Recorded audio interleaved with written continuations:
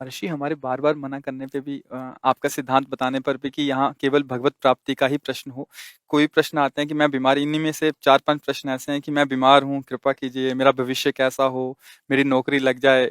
ये महाराज जी इसमें सबके लिए आपका क्या उपदेश? हाँ ठीक है, सबके अंदर भावना होती है कि भगवान या संत जनों के पास जाकर हमारी समस्याओं का समाधान हो, उनका अच्छा विचार है। पर पहली बात तो हमारे में सामर्थ्य नहीं है ऐसी, हम अपने में सामर्थ्य नहीं देखते कि हम किसी की कामनाएं पूर्ण कर सकें। भगवद आश्रित है, प्रेम समुद्र करुणा निधान, भगवान सबका मंगल करते हैं।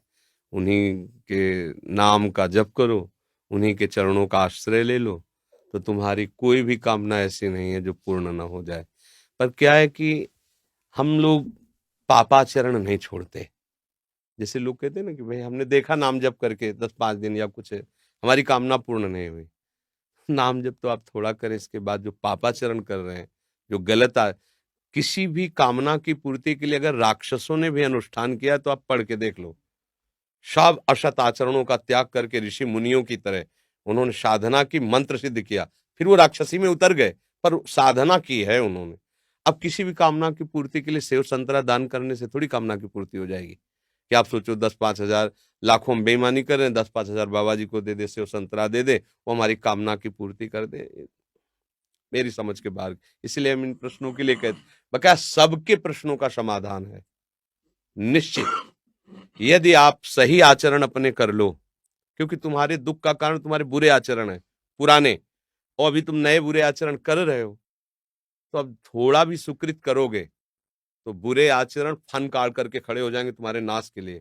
क्योंकि वो नष्ट नहीं होना चाहेंगे, तुम्हें दंड देंगे, तो तुम्हारे सुकृत से अश्रद्धा कर देंगे, संतों से अश्रद्धा कर देंगे, भजन में अरुचि पैदा कर देंगे, और वो फिर आक्रमण करेंगे। और वो जब तक अशुचि कर्म तुम्हारे हैं तब तक तुम्हें वो सुखी नहीं होने देंगे। अगर नौकरी भी लग गई है, फैक्ट्री भी चल रही है, तो ऐसी बाधा खड़े करेंगे तो टेंशन मुक्त नहीं हो सकते। तब लगी कुशल न जीव को सपने मन विश्राम, जब लगी भजत न राम को शोक धाम तज काम। पक्का सिद्धांत है। आप सब अपने आचरण सुधार लो, खान पान सुधार लो, और अगर थोड़ा भी रामकृष्ण हरि जपोगे तो तुम्हारा मंगल हो जाएगा। कौन ऐसा काम है जो भगवान की कृपा से ना हो जाए? पर हम भगवान की कृपा का आदर कहाँ करते हैं? मनमानी हम विषय भोगें, गंदे आचरण करें, और कुछ बिहारी जी या किसी संत को हम दे के अपना काम बनाना चाहें, तो यहाँ घूस नहीं चलती। अगर तुम्हें अपनी कामना की पूर्ति करनी तो पहले आचरणों को संभालो। आप अपने आचरणों को ठीक करो, जो मूल बात है। ऊपर पेंट पोतने से कुछ नहीं होगा, नीचे नींव मजबूत नहीं, पूरा ढह जाएगा।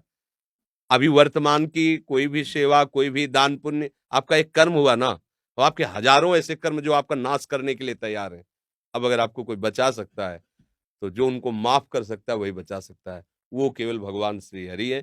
इसीलिए संतों की बात जल्दी समझ में नहीं आती। आप ये करो, ये दान करो, ये पुण्य करो, तुम्हारा काम हो जाएगा, तुम कर दो, नहीं होगा, करके देख लो। क्यों? क्योंकि जो तुम दान पुण्य कर रहे हो ये इतना बड़ा है, और तुम्हारे पहाड़ जैसे पाप जमा हो, तुम्हें सुखी कैसे होने देंगे? तब तुम्हें अश्रद्धा हो जाएगी कि ये, तो इसलिए मूल बात है, कोई भी ऐसी बात नहीं जो हमारे भगवान पूर्ण ना कर सके। पर आपको नियम से चलना होगा। आप शराब पियो, मुर्गा बकरा खाओ, व्यभिचार करो पारे माई माई बहन से, चोरी करो, हिंसा करो, और आप सोचो उससे कुछ हम धन दान करके या कोई हमारी कोई कामना की पूर्ति करने में समर्थ नहीं भगवान के सिवा। तुम चाहे जितने पातकी हो, भगवान का आश्रय ले लो। जिनका चरण धुवन गंगा जी हैं, जिनके चरणों का चिंतन कर कर बड़े बड़े महात्मा हो गए, उन्हीं से तुम्हारा मंगल होगा। और कहीं मंगल हो जाए ऐसी हमारी भावना नहीं है। क्योंकि संत भगवान की ही यश का गान करते हैं। उन्हीं के नाम के प्रभाव से किसी में कुछ भी जो दिव्यता आती है वो उन्हीं से आती है। तो अगर आपको संतों के पास जाने का लाभ लेना है तो श्री हरि की शरण में हो जाओ अंदर से, बुरे आचरण बंद कर दो और नाम जप करो, जो चाहोगे प्राप्त हो जाएगा। पक्की बात है। अगर ये नहीं तो फिर बात है, नाम जप शुरू करोगे तो पहले नाम जप उनको मारेगा, उन कर्मों को जो तुमने पूर्व में किए हैं, तुम्हें दुख देने के लिए तैयार है वर्तमान में, उनको नष्ट करेगा। इसीलिए समय लगता है। अब आदमी सोचता है कि यार इतने दिन से माला जप रहा हूँ, कोई लाभ तो मिला नहीं। वो लाभ हो रहा है, तुम्हारे दुखों का नाश हो रहा है, अशुभों का नाश हो रहा है। जिस दिन उनको मिटा दिया तो फिर जो आनंद मिलेगा वो जीवन कृतार्थ। एक एक चावल के लिए तरसते थे सुदामा जी, लेकिन धर्म भ्रष्ट नहीं हुए। घर में आते पत्नी कहती हम तुम तो भूखे रह सकते हैं, छोटे छोटे बच्चे। बोले हमारा धर्म है, हम अपने धर्म का पालन करते, 5 घरों में घूम आते, नहीं मिलता क्या करें। जैसे हरि रखे वैसे तुलसी दल और चरणामृत से। तो जैसी द्वारिकापुरी थी वैसे ठाकुर ने खड़ी कर दी सुदामापुरी। थोड़ा इंतजार करें, धर्म से चले। पर हम तो धर्म से कहाँ चलते हैं। अगर हमको लगा कि 2 लाख का हमें फायदा मिल जाएगा झूठ बोलने से या इसकी हिंसा करने से, हम चूकते नहीं हैं। अपने स्वार्थ के लिए बेचारे निर्बल पशुओं की हत्या कर दें। अब चाहो सुख कैसे हो सकता है। करो कुकर्म, पापाचरण करो, मनमानी आचरण करो, इसके बाद सुख चाहो, ऐसा कैसे हो सकता है। बो बबूल और सोचो कि हमें आमरस मिल जाए, कैसे मिल जाएगा आमरस। तुमने बबूल बोया तो वही काटना पड़ेगा। अब वो नाटक में फंसे हुए हमारी वृत्तियां हैं, तो हमको कोई नाटक बड़ा मतलब कैसे तुम्हें बताएं। बिल्कुल उसको परिचय नहीं भगवान का। और जाते हैं लोग, हमारा दुख दूर कैसे हो।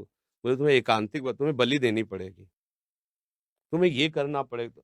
अरे यार कैसे कैसे पागल बना रहे हो। किसी की हत्या करके, किसी की हिंसा करके, किसी से व्यभिचार करके किसी का मंगल होने वाला है। खुद पता नहीं उसको मंगल किसे कहते हैं। एकमात्र अगर मंगल है तो भगवान के भजन में। किसी का आशीर्वाद तुम्हें नहीं बचा सकता। हमारी बात पक्की मान लो, तुम्हारा आचरण ही तुम्हें बचाएगा। बार बार हम तुम्हें कह रहे हैं। अगर तुम गलत करते हो तो तुम्हें कोई नहीं बचा सकता, और अगर तुम सही से चलते हो तो तुम्हें कोई नहीं मिटा सकता, कोई गिरा नहीं सकता, क्योंकि भगवान वहीं देख रहे हैं जहां आप हो।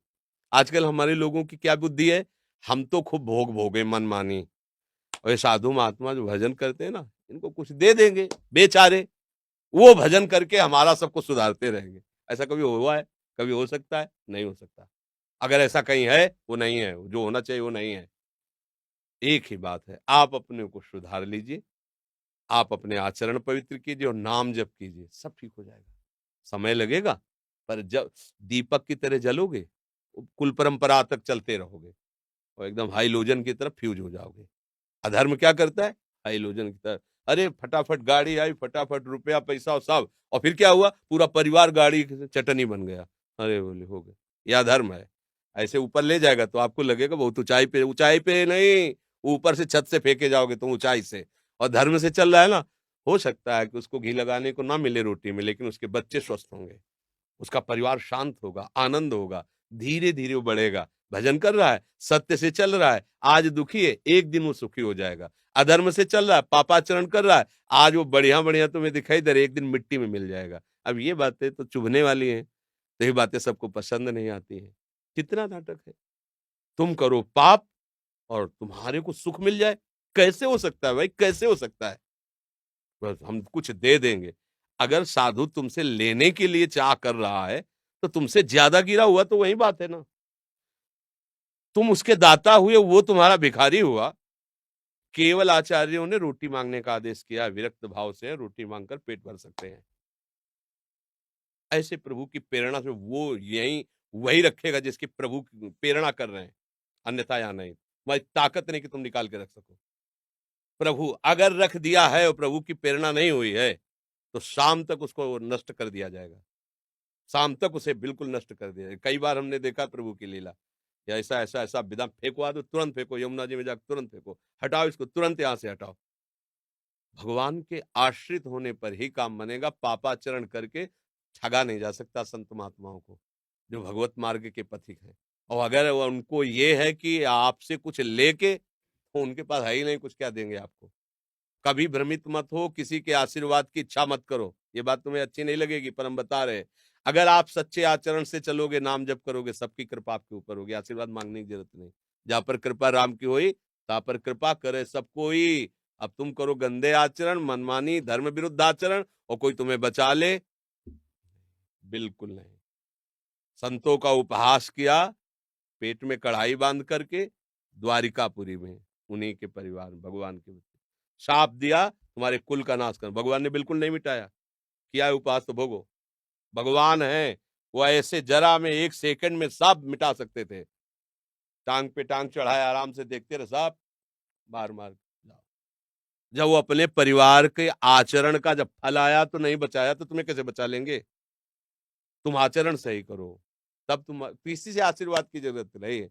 ये जो है ना, आज बाबा जी ने आशीर्वाद दे दिया हमारा, हाँ ये आशीर्वाद मान लो, हमारी बात मान लो, हरि के चरणारविंद का आश्रय ले लो। प्रणत कामदम पद्मजार्चितम धरणि मंडनम ध्येयमापदि। जिनके चरण चिंतन करने वालों के लिए कल्प तरु के समान है। आप हरि चरणों का चिंतन कीजिए। हरि स्मृति सर्व विपद विमोक्षणम। कोई विपत्ति तुम्हें परास्त नहीं कर सकती, आएगी परास्त नहीं कर पाएगी। हरि चरणों का चिंतन, जिनकी लक्ष्मी जी स्वयं हर समय पूजा करते हैं, वो चरण है। और उन चरणों का आप चिंतन करोगे तो लक्ष्मी कमी रहेगी क्या? पर हम भगवान से नहीं, हम अधर्म से सुख चाहते हैं, इसीलिए हमारी दुर्दशा हो रही। तो किसी की भी नौकरी है, फैक्ट्री है, बीमारी है, ये जो कुछ भी है, सब भगवान की सृष्टि का है। आप उन मालिक की तरफ दृष्टि करो, उनके सन्मुख हो, उनसे प्रार्थना करो। वो बच्चों से कुछ लेने की जरूरत नहीं होती पिता को, बस जरूरत होती है कि वो पिता का अनन्य बना रहे। प्रभु कहते हैं अनन्य, मेरे अनन्य हो जाओ, सब काम बन जाएगा। तो इसीलिए हम कहते हैं कि अब जैसे अब हम क्या करें, तुम्हारी नौकरी नहीं लगती तो हम क्या करें? अगर हमारी नौकरी में निष्ठा होती तो हम भी नौकरी करते, बाबा जी ना बनते। अब किसी का ब्याह नहीं हो रहा, किसी को बच्चा नहीं, ये संसार के तो खेल है। अब इसके लिए हमारे पास तो एक ही उपाय है, हरिशरणम हरिशरणम। वो तुम करोगे नहीं, तुम्हें चाहिए यही जंतुर मंतुर, यही घोड़े की नाल की अंगूठी और न जाने किसके नाखून, क्या क्या सब नौटंकी चाहिए तुम्हें। और वो कुछ नए कुछ लय ओला, एकमात्र हरि स्मरण। विनिश्चितम बदामि ते नान्यथा वचांस में हरिम भजन्ते नरा भवसागर तरंते। हरि भजे सब बढ़िया, हरि न भजे कुछ तुम्हें कोई नहीं बचा पाएगा। संकट तुम्हें, पाप तुम्हें नष्ट कर देंगे। इसलिए भगवान सर्वसमर्थ है। हमारी प्रार्थना मानो, मन लगे ना लगे। दवाई जैसे हमारा स्वाद बिगाड़ देती है, हमें अच्छा नहीं लगता, पर हम दवा खाते हैं रोग निवृत्ति के लिए। ऐसे ही तुम्हारा मन लगे ना लगे, आप बोलो राधा राधा, बोलो हरि हरि, बोलो, आपका मंगल हो जाएगा। ये आपको बचा लेगा, ये नाम आपको मंगल कर देगा। अब नाम न जप करो तो कैसे? फिर और कोई उपाय नहीं। हम तो राधा वल्लभ श्री हरिवंश जपते हैं, राधा राधा राधा वल्लभ श्री हरिवंश। हमारे पास सब आए हो तो हमारी यही प्रार्थना, शराब मत पीना, मांस मत खाना, आज के बाद गंदी बात मत करो, धर्म से रहो, सुखी हो जाओगे। थोड़ा पीछे के कर्म आके दुख देने की बात करेंगे, भगवान की शरण में बचा लेंगे।